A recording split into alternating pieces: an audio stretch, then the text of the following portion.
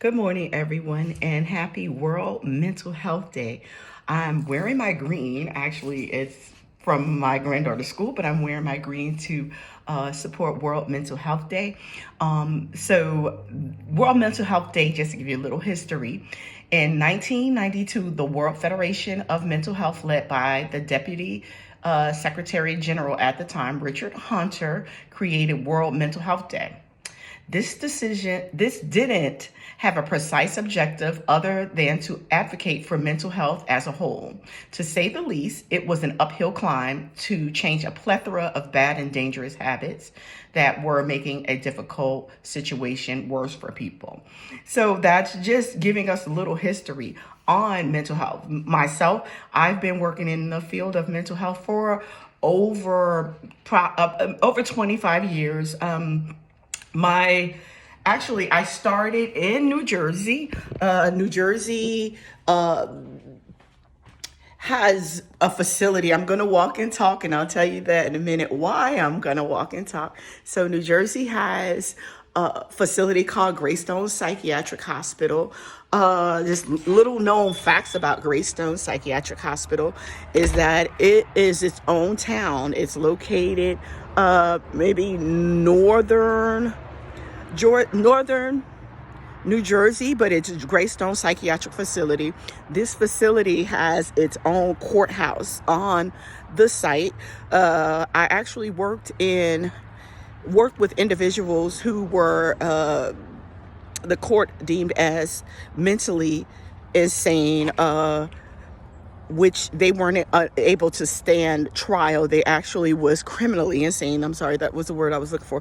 They were charged as criminally insane. So I did have some people that I work with who committed some crimes, but because of their mental illness, they were just committed to the hospital. They were not incarcerated. At Greystone, it actually had houses, cottages of sorts, where people lived who didn't have, it was depending on the level of the crime that was committed. But again, like I said, I work with the people who were criminally insane in New Jersey. So actually, while I was in New Jersey, it's a little different than Georgia. I'm in Georgia now, and I work for Department of Behavioral Health and Developmental Disabilities, DBHDD. The difference in Georgia and New Jersey is that they separated. You have a mental health department and you have a developmental disabilities department. Here in Georgia, they're the same entity because a lot of co-occurring illnesses with developmental disabilities or behavioral health disabilities, we have one entity, and that's my agency that I work for that you can see in the back. So what you're seeing is where you see the red car, that's where my office is. I actually work in a drop-in center where this van is and the other vehicles. That is a day program. Unfortunately, for HIPAA reasons, I can't go in and interact with the clients, but in my capacity that I'm working today, I actually work in a drop-in center that is open all the time. There's different people working. Our service for emergency is called GCAL. It's an actual line that you can call for any psychiatric behavioral health emergencies. You can call that line, but it's just specific to Georgia, so people who live in Georgia can call the GCAL line. And so in my capacity today, I'm pretty much a part of that line. Today is a holiday, and so I am working. I'm not compromised by working because we have to work at all times. Prior to COVID, I worked from home. My actual capacity is a behaviorist. I actually created behavioral health plans for individuals who were in homes coming out of the hospital. And when COVID hit, I actually started working in a drop-in center because we were seeing more and more onsets of mental illness where people needed assistance and we had to just be available. So here in Georgia, just to give a little insight of what I actually do, there was a hospital that's in southern central Georgia called Milledgeville. Milledgeville is a psychiatric hospital, and in an effort to decrease hospitalizations, they created a program that would allow individuals to live in private homes, group homes. they can go back to their families, but it's called community living supports. So what community living supports does is assign a therapist like myself, and I actually train other staff. And as I'm reading through our texts, the global mental health texts, they are non-professionals, non-specialists. So I'm training staff which are called DSPs, direct support professionals, to work with individuals. And with COVID, actually, Georgia did something very different that was not happening because it was considered a conflict of interest, but they did something very different. It's called family providers, family care providers.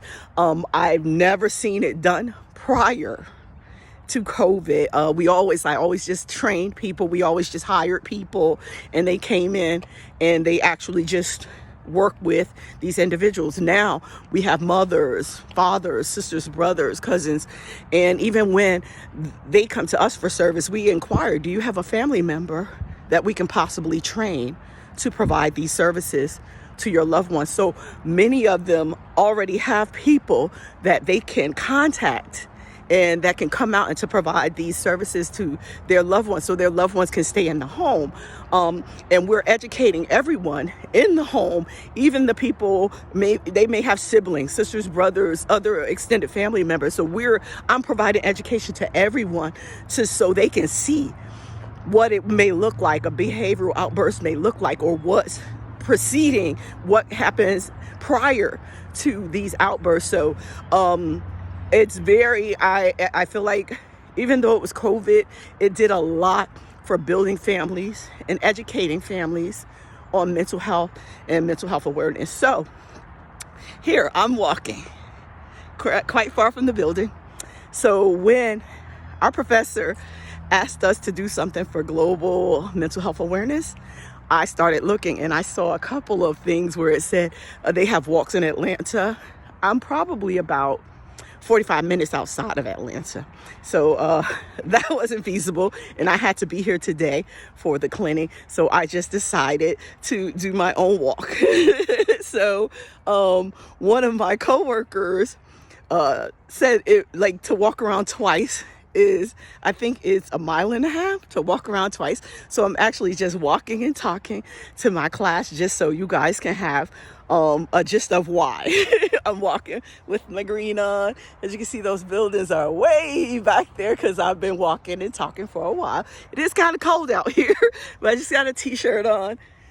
So I'm just, talking to you guys. So to go back to Milledgeville is still in existence, but it has been downsized. A lot of times what we see happening is, even now, as a behaviorist in my capacity, I do conduct the intakes. A lot of the individuals at this point have extreme behavioral health issues. A lot of times to the point where we can't get anyone to agree to provide services because it may be outside of the realm of what they're able to do as outpatient clinics. So I do understand we don't want hospitals. We don't want individuals in these large hospitals like Greystone or Milledgeville, but some of them do require 24-hour services, which may not be feasible in a group home or a home setting. So we may need to have smaller facilities for these individuals. And maybe in these facilities, we can tweak medications, tweak cocktails, and see what actually can work for them, because it doesn't mean that they are never